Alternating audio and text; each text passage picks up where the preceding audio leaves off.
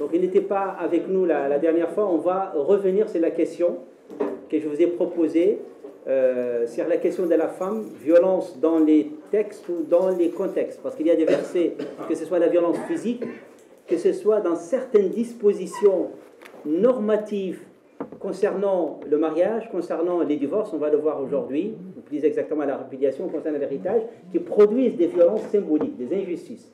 Donc, est-ce que la violence est dans les textes ou dans les contextes? Bien évidemment, on l'a vu la dernière fois, le cheikh va revenir sur cette question, la violence est dans le contexte, surtout quand il s'agit de violences physiques.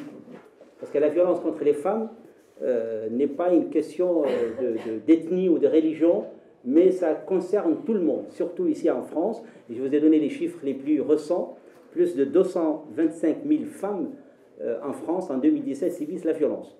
Ne parlons pas aussi de notre ville, parce que je vous ai donné aussi des chiffres de la ville de Bordeaux, où 87% des femmes ont connu des cas d'harcèlement dans les moyens de transport. Donc, mais le problème, c'est que dans l'islam, et ça produit des préjugés, on dit, il y a un verset qu'on a cité la dernière fois, le verset 34 de la sourate 4, dans une situation de conflit dans le couple, on peut dire qu'il y a violence. Le verset est là. Alors on a dit que Cheikh Al-Qubrou affronte la question directement, parce qu'il y a aussi des exégètes qui ont essayé plutôt de fuir, y compris des exégètes contemporains, comme par exemple Morino, qu'on a cité la dernière fois, qui dit non, daraba ne veut pas dire frapper, ça veut dire partir.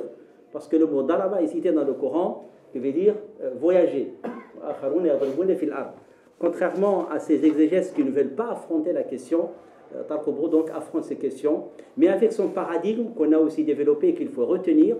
Pour Al-Qubrou, dans le Coran, il y a des versets de principe et des versets contextuels. Et le verset en question, il s'agit nullement de justifier la violence, encore moins de la comprendre, mais plutôt de guérir les Arabes. Et là aussi, toujours cette parenthèse, pas tous les Arabes mécois, de cette violence, de cette fausse fierté qui considère qu'un homme est touché dans sa dignité quand la femme fait les séparer. Donc il s'agit de prendre en compte une réalité pour soigner les Arabes de l'époque. Donc c'est ce qu'on a dit la dernière fois, et si Cheikh veut revenir à cette question. Et puis on a abordé la question aussi de la polygamie, la question du contexte. L'islam ne légitime pas la polygamie, mais reconnaît un contexte à l'époque. Donc voilà les deux questions qu'on a abordées, Cheikh, si vous voulez revenir sur ça, avant d'aborder le thème d'aujourd'hui qui porte sur la répudiation des divorces et sur l'héritage. Surtout qu'il y a eu des questions qui ont été posées tout à l'heure par rapport à la polygamie, on attendait votre retour. Écoutez, je vais me contenter d'une remarque d'ordre général. Tout ce qui est dans le Coran n'est pas à reproduire, ça va de soi. Il y a ce qui est universalisable dans le message coranique, il y a celui qui est complètement spécifique, qui répond aux situations particulières. Donc, à ne pas... Le Coran a été révélé dans un monde, dans un univers, dans une culture, dans laquelle il a essayé de négocier ce message en fonction des cultures qui résistaient justement à tout projet de réforme, notamment concernant l'égalité homme-femme. Il ne faut pas tomber dans l'anachronisme, de vouloir un petit peu lire le Coran avec les yeux des contemporains. Non, il faut faire une immersion dans le contexte historique du Coran pour relativiser les significations, notamment en matière de normes. Des gens, ils essaient un petit peu de tordre l'esprit des textes pour dire non, c'est pas frappé, etc., etc. Non, mais d'abord, c'est un verset. Il ne faut pas se tromper de classification, de taxinomie des versets. Tous les versets ne sont pas principiels. Moi, je classe ce verset dans le verset pédagogique qui vise à amortir la violence caractéristique d'un certain nombre d'hommes. Donc, ce que j'appelle moi la polymérisation scripturaire, c'est-à-dire il faut prendre le texte, le contexte, mais également le mettre à côté d'autres textes tels que les hadiths du prophète, où il y a une interdiction formelle de toucher à la femme. Et donc le Coran a amorcé justement cette atténuation de la violence, parce qu'à cette époque-là, on commence d'abord par la violence. Le Coran dit non, Voilà, essayer de négocier la relation, notamment sexuelle. Sinon, فاجروهن في المضاجع. C'est-à-dire il faut les bouder, mais rester à la maison. Dribohunna, voyager, il va voyager où? Daraba. Mais il faut rester à la maison. Dribohunna. Il y a fa'il maf'oul. Dribohunna, c'est quoi? On ne peut pas la lire autrement que les frapper. Sauf que le Coran dit non, frapper ici, c'est pas mettre des cocards, mais uniquement manifester un geste physique de colère. C'est le prophète qui explique le Coran. Pour à la fin dire, il ne faut pas frapper de femmes, tout simplement, si on considère qu'un hadith peut abroger le Coran. Ça, les textes, ça ne se comprend pas comme ça. Le Coran, ce n'est pas un ordinateur, on appuie sur le verset, il nous donne la réponse. Aujourd'hui, frapper une femme est considéré par le droit, etc., comme un délit. Et c'est comme ça qu'il faut le recevoir, point de ligne. Tar ibn Ashur, il dit, oui, si la culture interdit, si le droit interdit de frapper la femme, même avec un geste léger et qui porte atteinte à sa dignité, eh bien, il devient un délit juridique. Point à la ligne. Tout ce qui est dans le Coran, il y a des choses qui peuvent nous choquer aujourd'hui, mais parce qu'il n'a pas été destiné directement à notre époque. Tout simplement. Parce que les gens pensent, puisque le Coran est sacré, il vient de Dieu, tout ce que Dieu dit à travers le Coran est absolu, inflexible. Non. La source est sacrée, mais le sens il est relatif. Reproduire tout ce qu'il y a dans le Coran est une aberration. Puisque déjà, à l'époque de Omar ibn Khattab, il y a beaucoup de dispositifs dans le Coran. Déjà à son époque, il les a abrogés. Pourtant, c'est écrit dans le Coran. Et donc effectivement, c'est l'esprit du Coran qui doit nous intéresser. Il faut dire que la culture est normative. Ça, c'est un principe important. La culture est plus normative que le droit. Le Coran a pris en considération la force de la culture dans la transmission d'un message en matière notamment juridique. Donc la dignité, la dignité est quelque chose de sacré, il est souligné dans le Coran, sauf que quand on passe au droit, on prend en considération les cultures. Et à cette époque-là, frapper une femme telle que nous le concevons aujourd'hui est intégré dans une pratique que le Coran a voulu atténuer, pas consacrer. Et tout simplement, tout ce qui est dans le Coran n'est pas applicable, puisque même le prophète lui-même, le prophète sallallahu alayhi wa sallam, le Coran nous révèle de sa personnalité des zones de fragilité. Parce qu'il s'agit d'un message qui parlait à l'homme en contexte, en situation. Donc il ne faut pas reproduire tout ce qui est dans le Coran. Ce qui va m'intéresser, c'est comment le Coran entre en interaction avec le milieu, entre l'utopie et la réalité. L'utopie, c'est la paix. La paix. Mais parfois, il y a la violence légitime qui s'impose. Et donc voilà, il y a la tension vers la paix. La preuve, c'est juste après ce verset. La femme a le droit de bouder également, d'envoyer l'homme balader s'il ne l'aime plus, etc. C'est son droit. Le verset qui vient défend ce droit-là. Il lui a donné le khol' également, la capacité de répudier l'homme d'une certaine manière. Et les Malikites, ils ont intégré Temlik, c'est-à-dire, avant le mariage, la femme exige le pouvoir de répudier, le pouvoir unilatéral de répudier l'homme. Et c'est à lui, s'il accepte le contrat, eh bien, c'est elle qui détient le pouvoir de la répudiation. Parce que le mariage, c'est un contrat. Les savants, ils ont compris l'esprit du Coran, c'est que la culture, les contrats, sont à respecter. C'était comme ça à cette époque. C'est pas la peine de reproduire une culture qui a été prise en considération par le Coran, sous prétexte qu'il est inscrit dans la lettre du Coran. Alors il y avait une question par rapport à cette question d'ordre méthodologique. À quoi ça sert de maintenir les versets contextuels du moment où ils sont liés à une époque, à une culture? C'est ça le charme du Coran. Mais c'est ça. C'est un texte pratique. Ça veut dire, il donne le principe, il le négocie avec la réalité. Les muftis, ils ont pris la même pédagogie. Ils ont dit voilà le qawa'id al-kulliya, la règle générale, et comment les pratiquer dans une culture donnée, dans un contexte donné, dans une contrainte donnée, à l'instar de la pédagogie du Coran. Les théoriciens de la loi et de la morale, ce qui les intéressait pas la formulation de la loi,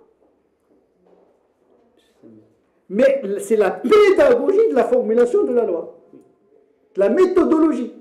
Au solfège, c'est la méthodologie. C'est-à-dire, le faqih, il ne voit pas la loi.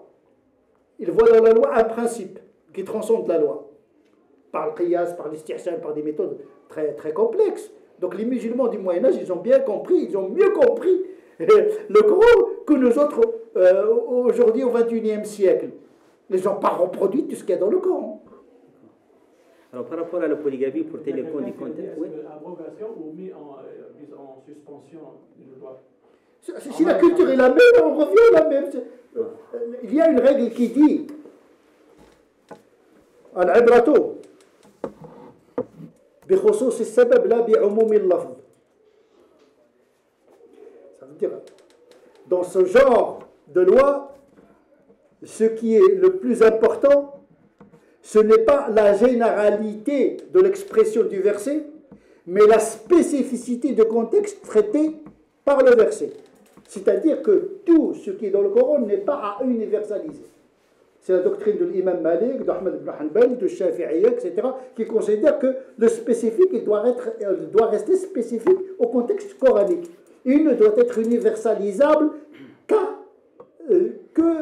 que s'il y a des conditions pour le rendre universel, par le biais de qiyas, par le biais de la culture, etc. etc. Donc oui, si on revient au Moyen-Âge, à l'époque du prophète, etc., oui, ça ne choquerait personne. Et même à cette époque-là, le prophète, il a interdit de frapper les femmes. Même si on revient à l'époque du... C'est pour cette raison on ne peut pas comprendre le Coran si on ne le lit pas à la lumière du comportement du prophète sallallahu alayhi wa sallam. Il y a même des savants qui disent qu'un hadith, il peut abroger un verset. Or, on a un hadith qui interdit de toucher la femme. Donc, on peut considérer que le Coran, il a amorcé cette canalisation de la violence pour que, en définitive, le prophète l'annule définitivement. C'est une question de compréhension. Lorsque nous lisons le Coran, on a une photographie. L'herméneute, lui, il crée la cinétique de la révélation. Il la met dans un contexte, etc. Il faut constituer le film de la révélation. Parce que le Mus'haf, c'est une compilation des informations révélées, en abstraction de l'auteur et en abstraction du contexte. Il faut beaucoup d'imagination pour comprendre le texte coranique. Celui qui n'a pas une force d'imagination, quand il a fait l'éloge de l'imagination, c'est qui crée le sens, qui pénètre le sens par l'intuition. Celui qui n'a pas cette force d'imaginer la révélation composée avec la réalité, il n'a pas le droit d'interpréter le Coran ici et maintenant. Parce qu'il faut partir de notre réalité. Notre réalité, c'est que la situation de la femme n'a rien à voir avec la femme du Moyen-Âge. Aujourd'hui, la technique, la santé, la médecine a fait que la femme ne souffre plus de cette inégalité biologique dans laquelle il vivait au Moyen-Âge. Donc, l'évolution de l'humanité a permis à la femme de rivaliser l'homme dans beaucoup de domaines. Donc, effectivement, le droit canon musulman doit se déplacer avec ce déplacement anthropologique de la femme. On peut aborder la question de la répudiation et de l'héritage. On a déjà répondu indirectement. Non, mais on va essayer de le développer. Le problème, c'est que le droit canon, ou les droits canons, qu'on appelle les droits musulmans, appliqués aujourd'hui dans la plupart des pays, ou plutôt de l'univers musulman, intègrent cette dimension culturelle ou contextuelle dont vous parlez tout à l'heure comme étant un droit stable. Concernant par exemple la répudiation, on le sait dans la plupart des pays musulmans, entre guillemets. Quand j'ai dit ici pays musulmans, dans les discours de Cheikh Tarq, il y a d'abord la citoyenneté. Donc il n'y a pas de pays musulman parce que l'islam n'appartient pas à un territoire. Je préfère plutôt l'univers de l'islam. C'est une manière de parler. Donc dans la plupart des droits musulmans aujourd'hui pratiqués dans cet univers de l'islam, seul l'homme a le droit de divorcer. La femme n'a pas même si vous l'avez dit dans les droits classiques chez les Malikites par exemple, introduisent le khulu, c'est-à-dire la capacité de la femme de demander les divorces. Mais dans les droits existants, ils disent que c'est l'islam, c'est l'homme qui divorce. Juste entre parenthèses, on trouve la même chose dans le judaïsme orthodoxe, y compris en France. Ça aussi, les gens ne le savent pas. C'est-à-dire qu'un couple de confession juive orthodoxe ne sont pas divorcés religieusement, même s'ils divorcent devant les tribunaux, que si l'homme écrit ce qu'on appelle le get, un document qui autorise la femme. Ibn Rushd, il a résumé la question en ces mots.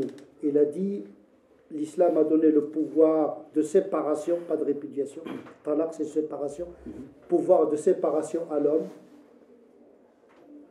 quand il n'y a plus d'entente possible avec la femme, et il a donné le pouvoir de l'khula à la femme, c'est-à-dire d'annuler le mariage à la femme, ce pouvoir donné à la femme, quand il ne s'entend plus avec son mari. Donc il y a un équilibre qui a été fait. Mais il faut expliquer cet équilibre, pourquoi il est venu.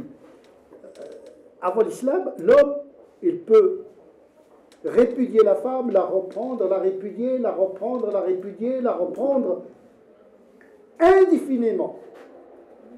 Il la met dans une situation où il n'est ni marié, ni divorcé. L'islam est venu et dit talaq marratan. Ça y est, vous ne pouvez plus jouer comme ça. Donc il a réduit l'infinité de la répudiation à 2. La troisième, ça y est, il ne vous appartient plus. Donc c'est une loi solidaire. Elle est venue pour libérer la femme. Et en même temps, il a ajouté à la femme le pouvoir d'annuler le mariage lorsqu'il n'aime plus son mari. Parce que le divorce en islam, ce n'est pas pour faute. Hein. Ce n'est pas comme dans les autres religions où le divorce se fait pour faute. Non.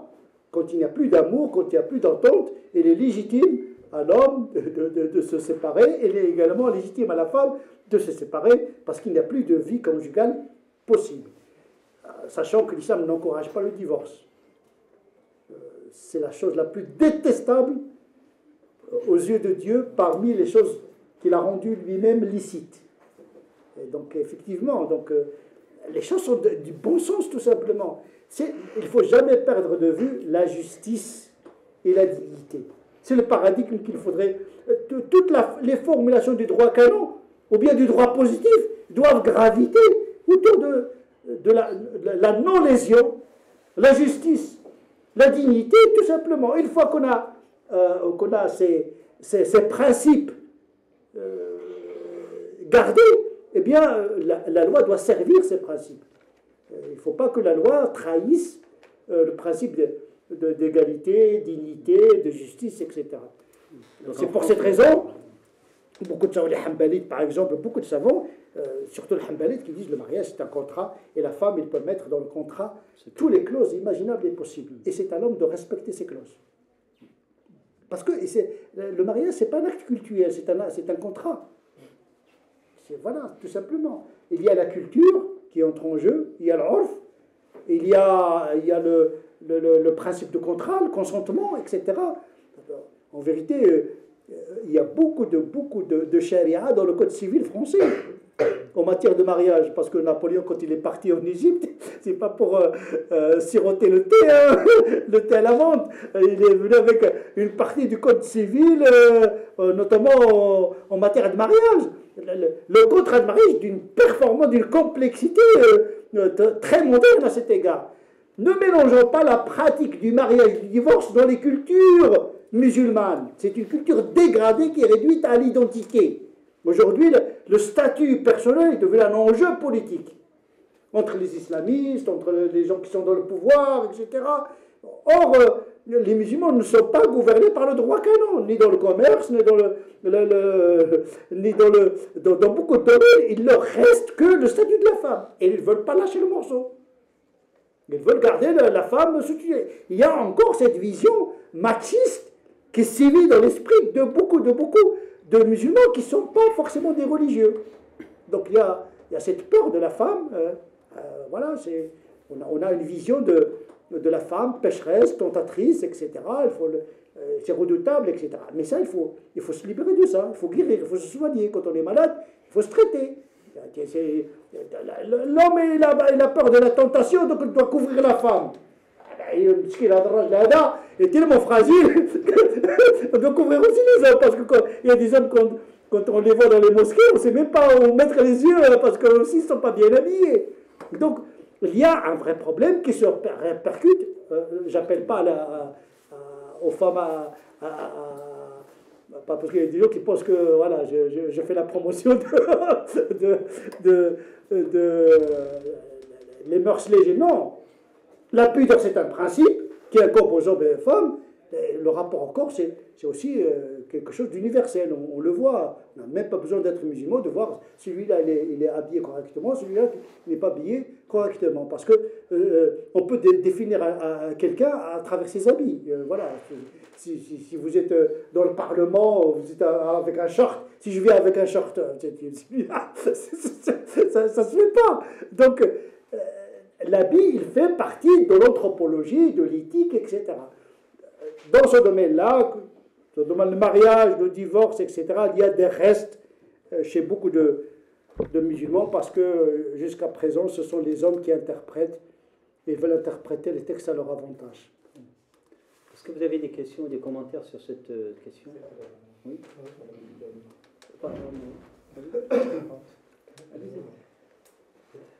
La question sur la polygamie de la dernière fois.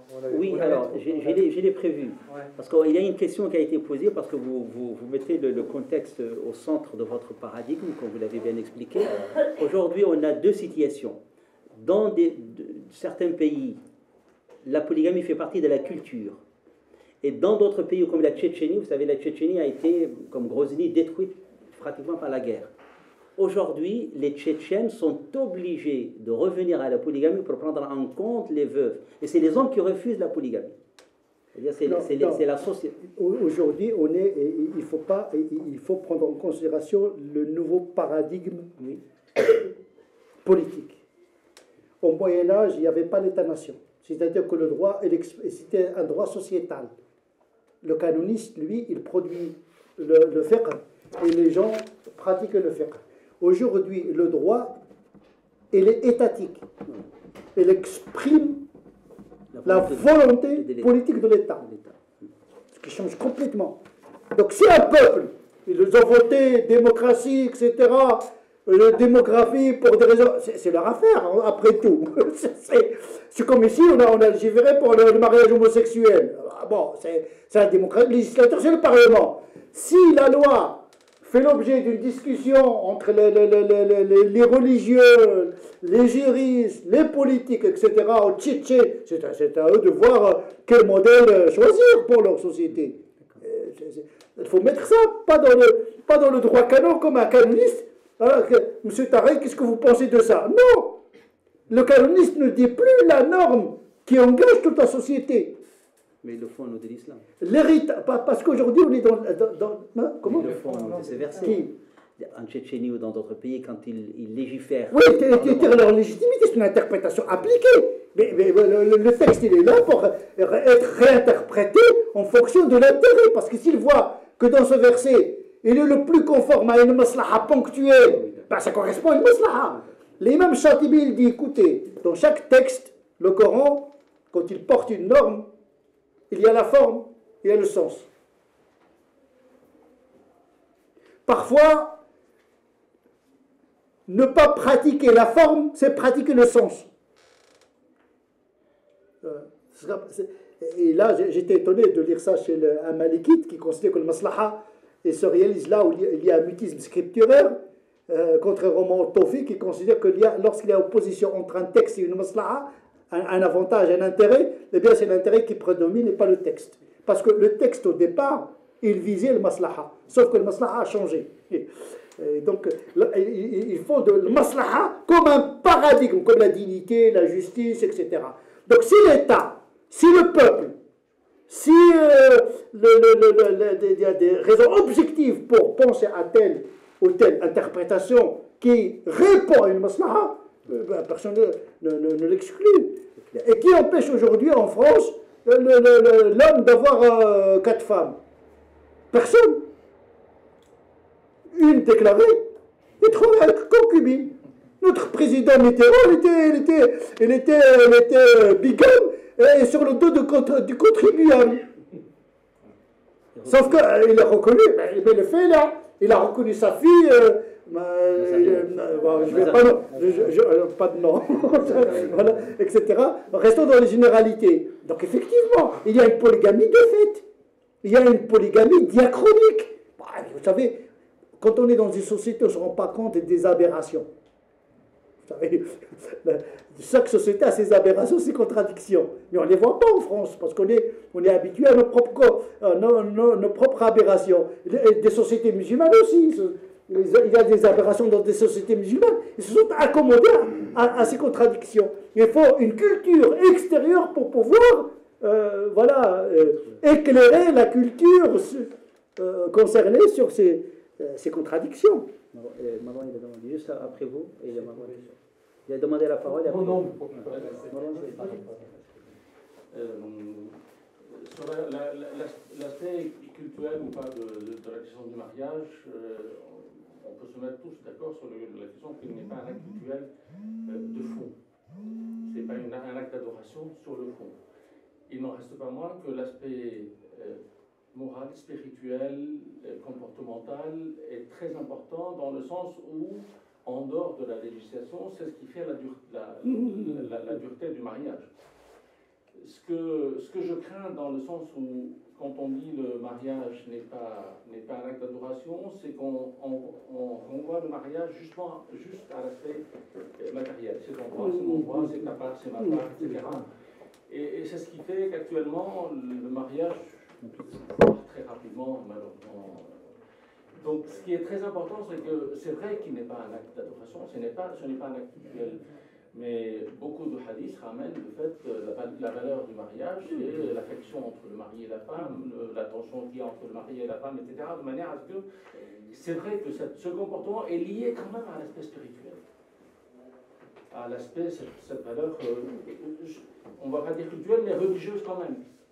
Oui, elle est religieuse, voilà. Mais elle n'est pas culturelle. Oui, les termes sont très importants parce qu'on peut comprendre dans le sens... J'ai bien compris, tu veux réajuster la discussion. Généralement, on convoque le droit lorsqu'il y a un conflit. Le fiqh, le droit, c'est quand il y a un conflit. Ce n'est pas l'akhlaq. La question qui se pose ici, c'est en termes de droit. Mais bien sûr, le rapport du musulman au monde n'est pas simplement un rapport de droit. Avec le conjoint, raison de plus. Hein? Tout ce qui est légal n'est pas forcément moral, et tout ce qui est moral n'est pas fonction légale.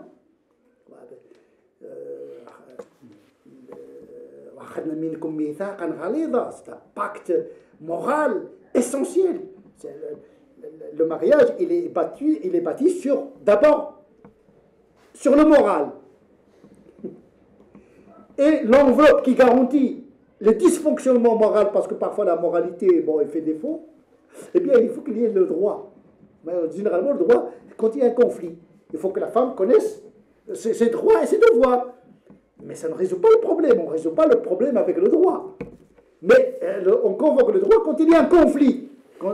C'est pour cette raison que l'État, parce que dans les pays, vous parlez du droit, donc j'ai répondu une question juridique. On n'a pas parlé de la morale, la concession, le mawadda, le rahma, ces notions essentielles pour préserver le couple des tempêtes de l'existence, aujourd'hui plus que jamais. Ça, c'est un autre volet. La question était normative juridique. Donc, ma réponse était sèche. Bien sûr, comme le droit d'ailleurs, le droit il est comme ça, il n'entre pas dans la moralité. Hein, la moralité, c'est l'afou, et pas l'adl.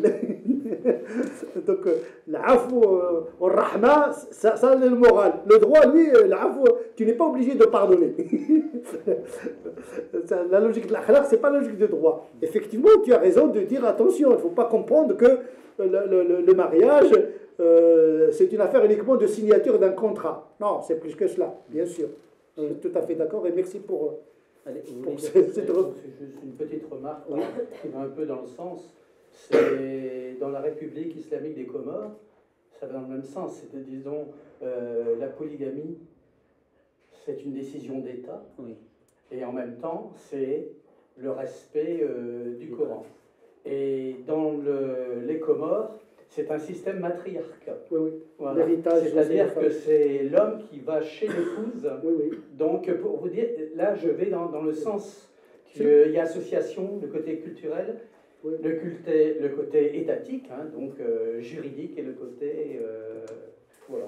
Bon, Oui, il y a plusieurs niveaux. Donc là, par rapport la Tchétchénie, c'est carrément République islamique des Comores, que je veux dire que dans la gestion des Comores intervient le Coran lié à la Constitution. Voilà, c'était ça. Ces intitulés me gênent beaucoup de dire. Oui, je peux être maladroit. Non, c'est pas vous personnellement. Le fait de dire République islamique, c'est très gênant de donner un qualificatif à un système politique qui est l'invention de l'homme. Oui.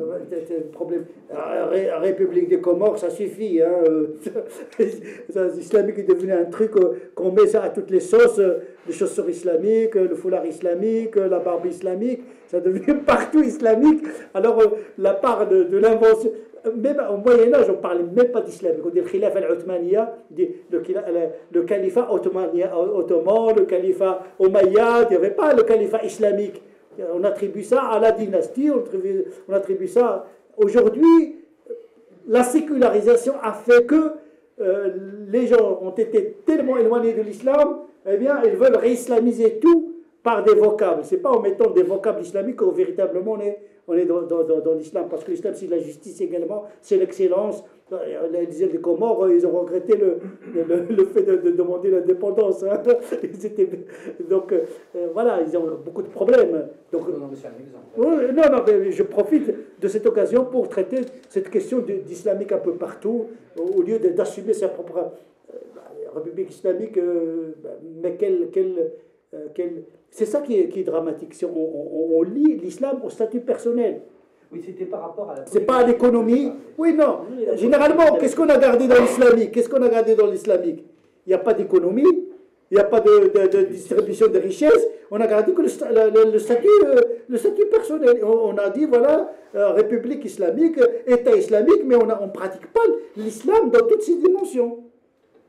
Donc, il y a un titre, mais quand vous lisez l'article, ça ne correspond pas. Ce n'est pas le même contenu. Il y a quelqu'un qui me suit et nous dit qu'on a du mal à rentrer dans le vif du sujet de la polygamie. Je trouve, plusieurs points, aurait-on du mal à trancher? Parce qu'on parle de polygamie, après on est sur d'autres questions. On n'est pas ici pour trancher. Hein. Il dit en France, la polygamie est interdite, mais il y a d'autres formes de polygamie de fait.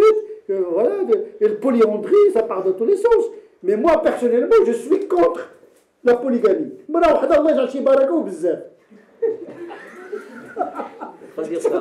fois, le prophète, le Dieu dit, vous ne pouvez pas être équitable. À partir de là, c'est s'exposer. Aujourd'hui, dans les sociétés complexes, l'éducation des enfants complexe, subvenir aux besoins matériels complexes, de fait, la polygamie est abolie. Comment gérer sauf si on est dans un village déconnecté complètement, etc. Mais nous, notre discours, il est daté et situé. La règle, c'est la monogamie. Vous voulez dire alors, moi, j'aurais deux questions. J'ai 2-3 minutes. Oui, j'ai deux questions. Je vais rebondir sur ce que vous avez dit.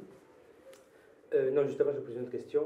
Votre approche des textes me paraît parfois un peu ambivalente. Je m'explique. Parfois, vous faites une approche intertextuelle avec des sources extérieures, et parfois vous faites une approche intratextuelle. Comment justifier ou comment comprendre cette approche-là par rapport à tel ou tel verset pour justifier? Les deux, mon commandant. Mon capitaine. Mon capitaine.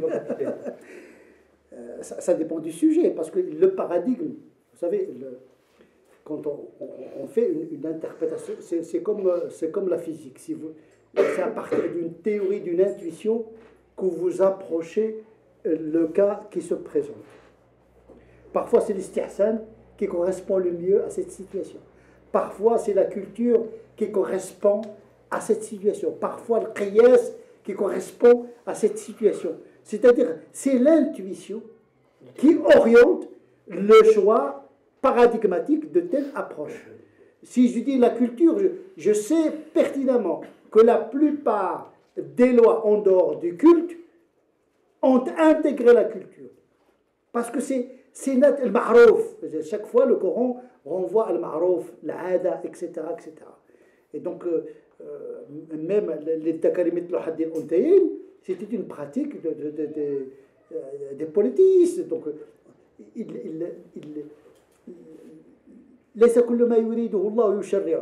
donc il y a le théologique. Il n'y a pas que ma vision n'est pas uniquement une lecture purement juridique coupée du théologique. En français, c'était Il faut traduire Dieu. En français. Parfois, tu restes que l'arabe. Oui, la double part donnée aux frères et une part donnée à la sœur, c'est-à-dire l'héritage, etc. Donc, il faut passer de la loi au législateur. Il faut avoir déjà une théorie théologique de Dieu. Qu'est-ce qu'il veut Dieu? Pas uniquement maqasid al-sharia, maqasid al-khalq, etc., etc. Donc, c'est un peu connexe. Et généralement, quand j'aborde ces choses dans mes ouvrages, c'est une approche de vulgarisation et pas de développement théologique, parce que ça demande la convocation de beaucoup de notions, telles que la théologie de la coïncidence, telles que l'intention de Dieu, qui n'est pas forcément l'intention du texte. Il y a une sécularisation herméneutique, etc. C'est très compliqué, je ne peux pas vous développer. Mais je donne quelques éléments de réponse à la question posée. Mais ces questions-là obéissent à une refondation de la pensée musulmane en général qui s'applique à ces sujets que je traite. Oui, vas-y, une dernière. Une dernière, 5 minutes. Oui, d'accord, je vais essayer de condenser parce que c'est. Justement, par rapport au droit, ne pensez-vous pas qu'on a laissé élargir le droit considérablement et jusqu'à ce qu'il devienne incontrôlable? Je vais essayer de donner 2 exemples concernant le divorce. Quand on ouvre les ouvrages de droit canon musulman, on voit que si on fait la prononciation 3 fois du divorce, le divorce est effectué. Or, le hadith en même sur lequel... Ouais. En même temps, c'est 3 en même prononcé. Or, le hadith qui est rapporté comme preuve, lorsque je fais des recherches, en fait, il ne tient pas la route. Ce hadith-là, il est faux. Il est rapporté par Abi Huraïra, mais Habib ibn Abdurrahman, il est inconnu, et Atta, c'est son élève, qui dit que c'est une parole de Atta et pas une parole du prophète. Donc comment ça se fait qu'il est mis en exergue dans les ouvrages de droit, alors que moi-même, déjà de mon petit niveau, je vois que le hadith, déjà, il est contestable. Et un autre sujet, c'est l'imama de la femme. Vous ramenez un hadith dans votre livre de Waraka al-Ansariya, qui est authentique, avec des avis aussi d'éminents savants, comme Ibn Rushd, comme Ibn Qayyim al-Maqdisi, Imam al-Majiri, mort en 536, par la distance qu'il y a entre lui et nous, qui dit que la femme peut faire l'imam. Oui, Abu Thawr, Abu Thawr al-Shafi'i, voilà. Donc comment comprendre que maintenant on ne peut pas, ou est-ce que c'est une fatalité, ou est-ce qu'on fait comme Einstein disait, il est plus facile de détruire un atome qu'un préjugé. Oui, il avait raison. Il avait raison. La question de la répudiation 3 fois, en vérité, à l'époque d'Abou Bakr, on ne procédait pas comme ça. C'est Omar ibn Khattab comme une sanction, une dissuasion. Donc, Ibn Taymiyyah, il fallait attendre le 7e siècle de l'Hégire pour que Ibn Taymiyyah s'insurge contre cette disposition, parce qu'à son époque, il devenait un marché lucratif. Parce que quand quelqu'un divorce 3 fois, il perd sa femme, il faut qu'il se marie avec un autre pour pouvoir la récupérer. Ça s'appelle Tisl Musta'ar. Donc il paie un bouc loué, un homme qui fait semblant de se marier avec sa femme répudiée pour pouvoir la récupérer. C'est devenu vraiment un marché. Donc pour mettre terme à cette hila, parce que les gens tahayaloun, bon, c'est une fiction pour détourner la loi. Le Taymiyya déjà, il considère que c'est une bid'a, parce que le Coran il dit une fois, puis deuxième fois, etc. C'est contre. Bon, déjà, le fiqh, il se répare par lui-même. Moi, je pense que le fiqh est tellement sophistiqué qu'il a cette capacité de se réparer par lui-même. Les gens qui disent le fiqh, c'est nul, c'est non, non, non, non, non, non, c'est nous qui sommes nuls. parce que dans le fiqh, il y a le poison et l'antidote. Ça dépend de l'usage qu'on en fait. Quand on dit le fiqh, il y a des fiqh, une multitude d'approches. Le problème, c'est que quel choix canonique ici maintenant. Il n'y a pas que des aberrations dans le fiqh, il y a des zones très lumineuses qui parlent à notre époque aujourd'hui. La question de l'imama, c'est une question culturelle aussi. Voilà, on permet à la femme de faire des fatwas, ce qui est plus redoutable que l'imama. Le fatwa, c'est dire le halal et dire le haram, c'est un pouvoir religieux incommensurable. Ça, ce pouvoir a été donné aux femmes depuis la vie du prophète. Aïcha était un docteur de la loi, il disait le halal, le haram, il expliquait le Coran. C'est plus redoutable qu'une prière, parce que on peut se tromper dans une prière, on peut la rattraper, mais donner une doctrine fausse sur le halal, sur Dieu, etc., c'est encore plus redoutable. Mais c'est pour des raisons psychologiques.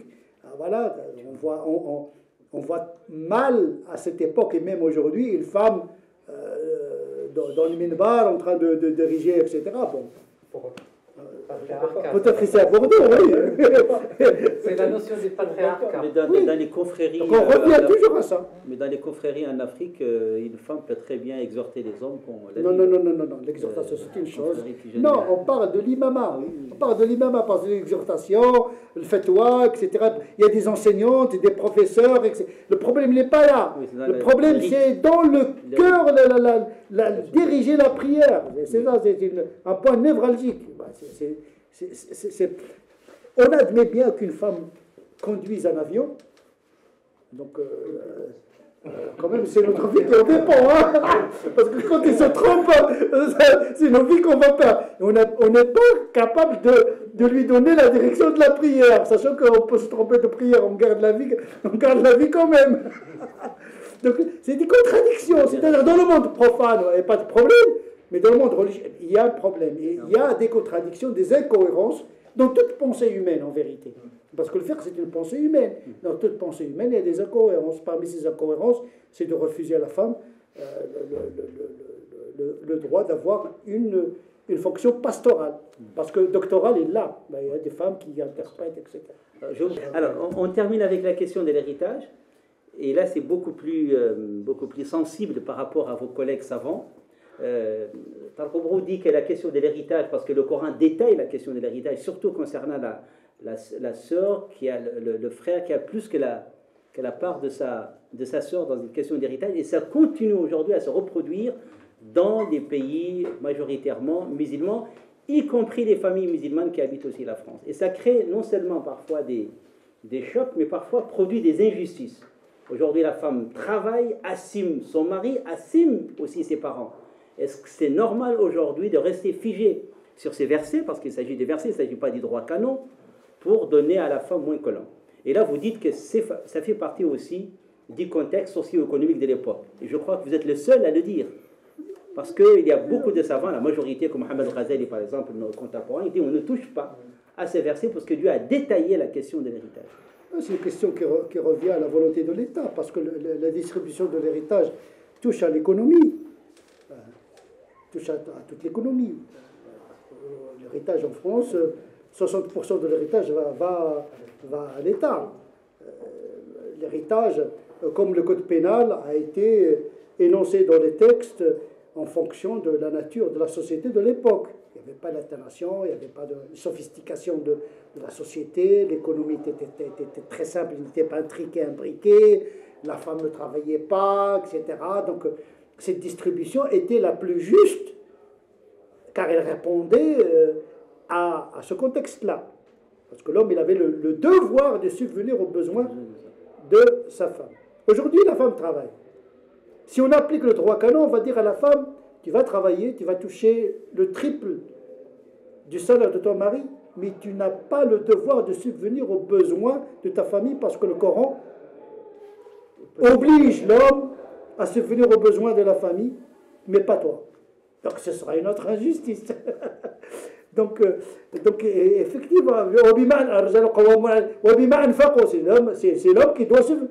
Aujourd'hui, le rapport au travail, la division du travail, etc., a changé complètement.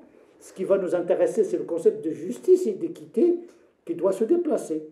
Déjà au Moyen-Âge, les canonistes, ils ont introduit le wasi al-wajiba, le quête de disposition pour réparer les injustices dans la pratique de l'héritage.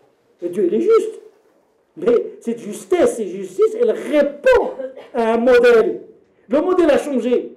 Ce serait une injustice de reproduire une loi qui a été taillée pour une époque, une situation bien particulière. C'est une question de bon sens.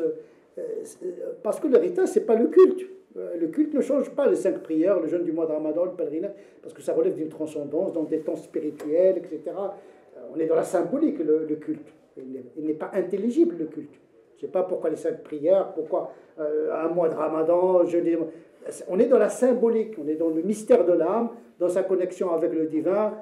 Le ciel se métamorphose, l'invisible se métamorphose, la présence des hommes, mais ça, on ne peut pas le vérifier parce que ça relève de la symbolique. Mais le droit qui gère de manière rationnelle, on doit chercher la raison de la loi, les finalités de la loi, être fidèle à l'esprit et pas forcément reproduire la forme finale de la loi.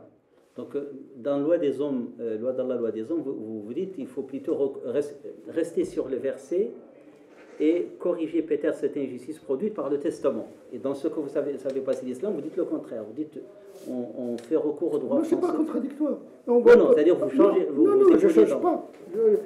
Pour ce cas de figure, je ne change pas. Oui. C'est-à-dire, vous partez d'un texte comme au Moyen-Âge, on a dit le wasi al-wajiba, etc. On a laissé, on ne le considère pas comme abrogé, mais on continue ce que le Coran a amorcé comme le souci d'équité. Alors, on ne liquide pas le Coran, il reste toujours un texte qui nous inspire. Même le verset abrogé, il nous inspire tout le temps. Le Coran n'est pas uniquement source d'enseignement, mais source d'inspiration. Et là, le regard, il change complètement. Parce que comme il a la sacralité de la parole, il dit quelque chose, le verset. Il dit toujours quelque chose, le verset. Même s'il n'est pas applicable. Dans la forme qui a été appliquée pendant le Moyen-Âge jusqu'à l'époque du prophète. Vous avez une question sur l'héritage? Juste une nuance. Oui. C'est vrai qu'on ne peut pas jouer avec la question du culte, de l'islam, de la foi, etc. Mais à partir de quel moment, dans la mesure où il y a un texte dessus, un texte clair, à partir de quel moment on peut faire interpréter le texte? Non, le texte, quand on dit le texte est clair, pour qui? Il y a des gens qui considèrent que ce verset il est univoque, muhkam, d'autres ils disent non, mutashabi. Supposons il est univoque. Il y a un paradigme de maslaha. Je reviens au paradigme de maslaha. Le maqasid. Le maslaha, c'est l'intérêt. L'utilitarisme.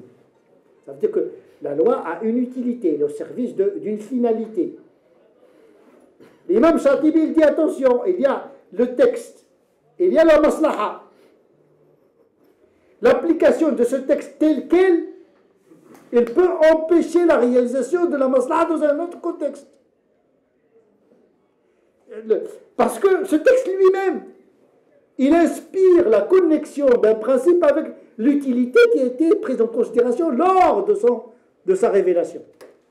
Parce que Tenzil, quand le verset descend, il descend avec justesse à un moment donné pour répondre à une situation. Ce qui va m'inspirer, c'est le Tenzil, l'articulation d'un principe à une réalité donnée. Et donc, il est clair dans sa méthodologie. Il m'inspire, mais je ne suis pas obligé de reproduire, par exemple, Omar ibn Khattab qui dit on n'a pas à donner de l'argent pour attirer les gens vers l'islam. Le mu'allafati qulubuhum. Le texte est clair. Parmi les 7 bénéficiaires de la zakat, le mu'allafati qulubuhum. C'est Dieu qui le dit. On ne peut plus clair. Ah, Omar al-Khattab nous dit non, c'était à l'époque du prophète, aujourd'hui on n'a pas besoin. Parce qu'il y a une comparaison à faire, par exemple, par rapport au hadith, oui, mais ça c'est un autre sujet. C'est-à-dire, on mélange le. On mélange. Dans un jour, il y a un texte. Oui, il y a un texte, mais le texte, il répond. Il ne peut pas demander aux musulmans d'opter pour le calcul alors qu'ils ne maîtrisaient pas le calcul, parce que le hadith lui-même, on ne sait pas calculer, on ne sait pas écrire. Est-ce qu'on doit rester illettré toute notre vie? Non, c'est un constat sur lequel il a construit cette introduction. Il justifie pourquoi il faut attendre la vision, parce qu'il n'y a pas d'autre moyen, tout ça. C'est aussi simple que ça. Hein. C'est pas l'équation de Schrödinger. C'est quelque chose qu'on peut comprendre facilement. Il fait un constat, il dit on ne sait pas écrire, etc. Eh bien, qu'est-ce que vous allez faire? Eh bien, attendez la vision. C'est d'une banalité, on en a fait tout un truc. Non. C'est juste au-delà de la vie, de comprendre l'analogie. Non, en vérité, il contient un principe de possibilité. C'est-à-dire que le législateur n'ordonne pas l'impossible. Il prend en considération la situation d'un peuple illettré, ne sait pas calculer, donc on fait ça. Pour moi, ce hadith, c'est un principe, c'est pas une loi. C'est un principe. Et quand on se trompe de catégorie, la loi qui devient un principe et le principe qui devient une loi, ça conduit à une perturbation dans la pratique. Donc chaque loi a une raison, l'illah, ou le principe, lorsque elle reste et la forme elle change, donc le principe il reste et puis la forme... Les savants jadis, ils ont dit al-hukmu yaduru ma'al-illati wujudan wa adama.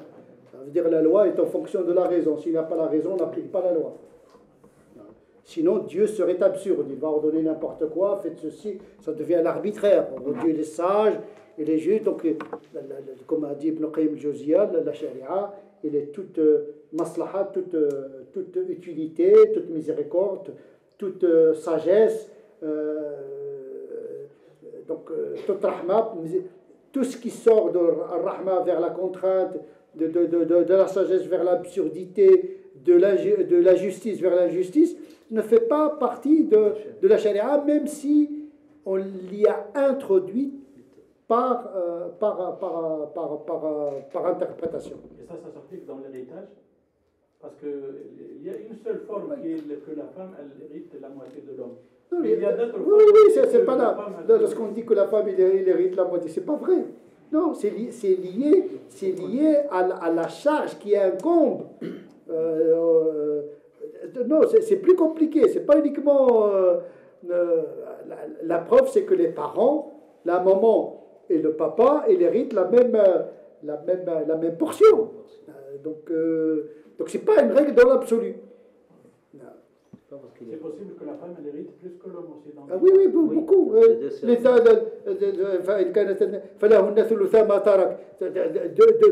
elles héritent 2/3 de toute la richesse, alors qu'il y a les oncles, etc.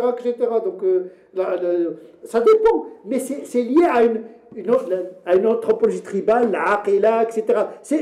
Il faut connaître le système. Le système, il n'y avait pas de mutuelle à l'époque. Quand il y a un délit, c'est la tribu, l'aqila, etc.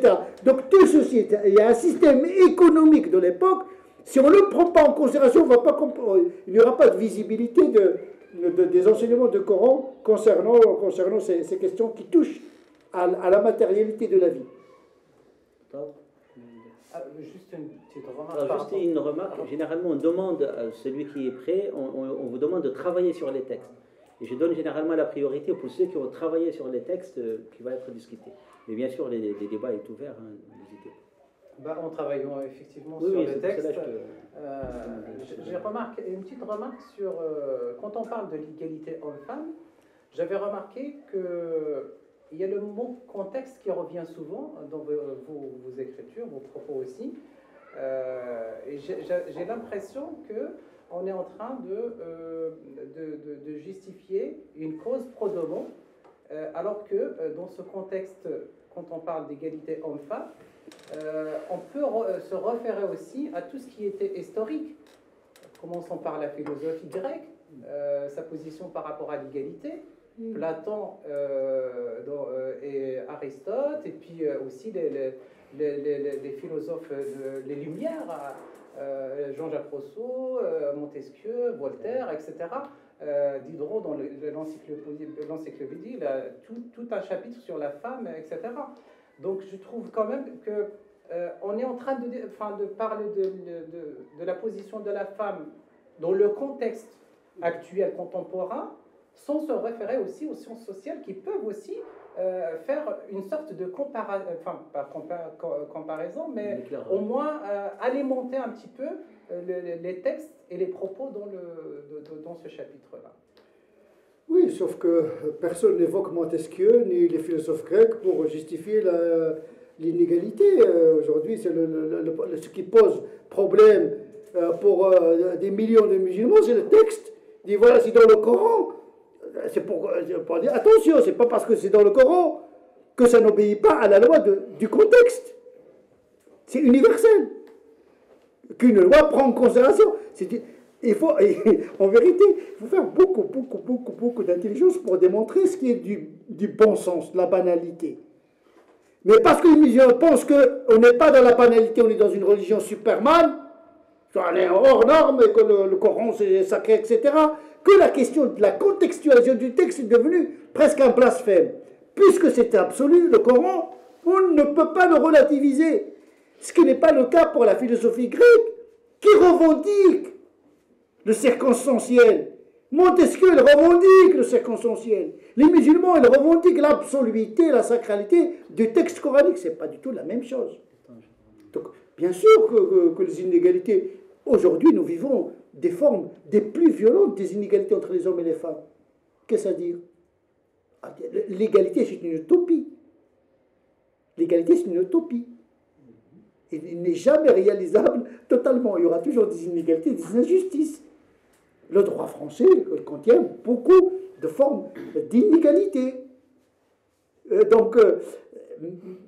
Mais l'égalité, c'est une tension vers ce qui est une renégociation en permanence du principe d'égalité et de justice. Moi, je préfère la justice parce que l'égalité... Et l'équité. L'équité, oui, la justice. L'islam, il a procédé par une inégalité juste. C'est-à-dire l'équité. Celui qui travaille, il a son salaire, celui qui ne travaille pas, il n'a pas son salaire. Est-ce que c'est une inégalité biologique, aujourd'hui, qui a été réparée par la santé, etc., qui a permis à la femme d'accéder à d'autres formes de droits. Donc ça se déplace. C'est pour cette raison que on nous interroge sur l'islam, je réponds sur l'islam. Ça ne veut pas dire que on n'a pas de notion sur la philosophie, sur Kant, ce que Kant a dit sur la femme. C'est des inepties. Jusqu'à une date récente, cette question. L'égalité entre les hommes et femmes telle que nous la discutons aujourd'hui, c'est quelque chose de très nouveau. Hein. C'est grâce à la technique, le moyen de communication, le niveau intellectuel, scolaire, etc., qui a permis de créer de nouvelles revendications. C'est la technique qui a permis l'évolution anthropologique de l'homme et qui crée en même temps de nouvelles revendications. On le voit, par exemple, sur la bioéthique. On passe de la réparation de l'humain à la modification de l'humain, ce qui crée de nouvelles formes de revendication d'égalité. Maintenant, on va faire une égalité biologique. L'homme et la femme, ils doivent tomber enceints les deux, parce qu'aujourd'hui, on peut faire l'utérus artificiel, on peut la planter, pour que la femme, elle va, si techniquement c'est possible, la femme dans son contrat, elle dit un bébé pour moi, un bébé pour toi. Parce que le problème actuellement, c'est la technique qui va le poser. La polyandrie. Il dit, voilà, si vous dites que la polygamie, au moins avec l'homme, on peut connaître les enfants, parce que c'est ça préserver la filiation. Aujourd'hui, avec la génétique, une femme peut se marier avec 4 hommes et avoir la traçabilité. Donc, la technique aujourd'hui, il a changé complètement les revendications. Donc, la question de l'égalité, c'est un concept problématique en lui-même. Mais on le dit par économie de langage, on dit l'égalité, etc. Mais en lui-même, quand on creuse, plus on le creuse, plus ça devient compliqué. Quelqu'un qui veut intervenir? Sinon, on va conclure. Parce qu'il y a une égalité qui devient de plus en plus un inconvénient pour les femmes. Comment? Ah oui, maintenant, oui. Elle doit travailler dehors et dedans. Elle doit travailler à l'entreprise, mais c'est elle qui tombe enceinte. C'est elle qui élève les enfants. Donc, si on fait une égalité dans la rentabilité dans le travail, dans le salaire, etc., on va exiger d'elle ce qu'on n'exige pas de l'homme. Donc, c'est pas aussi facile que ça. Le législateur, même en France, est en train de courir derrière cette évolution. Il y a des lois déjà. Oui, c'est une émulsion très difficile à réconcilier parce que on veut la démographie. Aujourd'hui, voilà, pour l'instant, c'est la femme qui nous montre des enfants. Hein. Jusqu'à présent, comment on va faire si la femme travaille, n'a pas des avantages, des avantages sociaux qui lui permettent de garder son salaire et d'avoir des enfants. Comment faire? Ça, c'est une question très... On parle de la théorie du remplacement. L'immigration. Pourquoi il y a l'immigration? C'est lié à cette question de la femme, la question de division du travail, la question de ceci. L'égalité, c'est quelque chose de très fragile à entretenir, vraiment avec délicatesse, à revoir en permanence, parce qu'il y a des avantages, il y a des inconvénients. Le problème de l'égalité, c'est que parfois ça peut créer C'est comme le communisme, on a vu le communisme. Le communisme a échoué parce qu'il veut faire un égalitarisme absolu. Mais il a échoué. Il a échoué, c'est pas possible. L'égalité absolue, c'est pas possible. Ça tue la liberté déjà. Ça tue la liberté. Parce que vous avez deux principes qui sont un peu antagonistes. Égalité et liberté. Et c'est déjà réconcilier entre la liberté individuelle et l'égalité des citoyens devant les droits de vote, c'est pas aussi évident que ça. En France, on a opté pour l'égalité.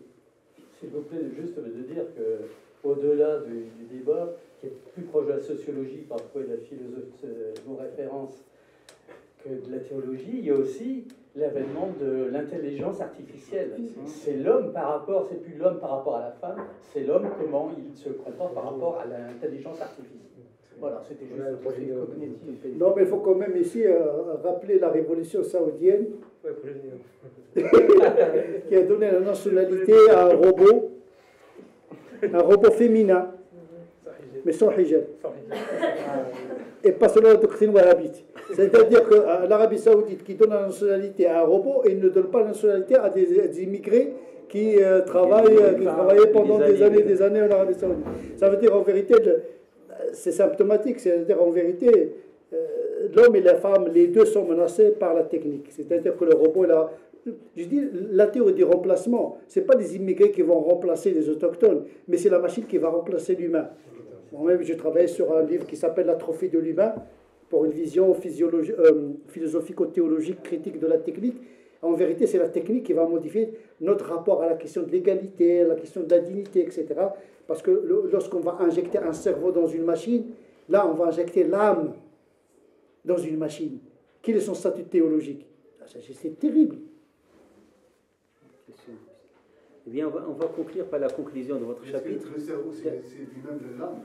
Non, le cerveau n'est pas l'âme. Si, non, le cerveau, c'est pas l'âme. Mais l'âme, il agit sur le corps à travers le cerveau. C'est pourquoi la mort, c'est la mort cérébrale. Quand il y a la mort cérébrale, l'âme ne peut pas agir sur le corps. C'est pourquoi on décide que l'âme, il a quitté une fois pour toutes le corps quand le cerveau ne fonctionne pas.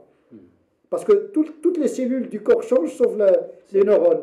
Parce que l'âme ne veut pas avoir affaire avec des cellules qui changent tout le temps. Très bien. On va conclure avec votre conclusion du chapitre. Par rapport à toutes ces dispositions normatives, le mariage, les divorces, l'héritage, votre conclusion est très simple. Pour nous, ici, en France, les musulmans ou les Français de confession musulmane ou les résidents, notre droit, c'est le droit français. Donc on va liquider tous les droits canons, sans sous-estimer la question de Marouane tout à l'heure, l'aspect moral et éthique. Je parle des droits. Donc pour nous, notre droit, c'est le droit français. Donc on va plus se référer aux écoles canoniques concernant ces questions de mariage, de divorce. On se marie devant la mairie ou le passe. Oui. Si. Ah, moi, je suis un canoniste, je ne peux pas quitter mon canonisme comme ça. Hein. Ah, c'est pas aussi ça. Je dis nos choix canoniques, ce que j'appelle l'éthicisation de la charia, la contraction de la charia, au niveau éthique, c'est-à-dire les options canoniques choisies doivent s'exprimer dans le droit français, etc.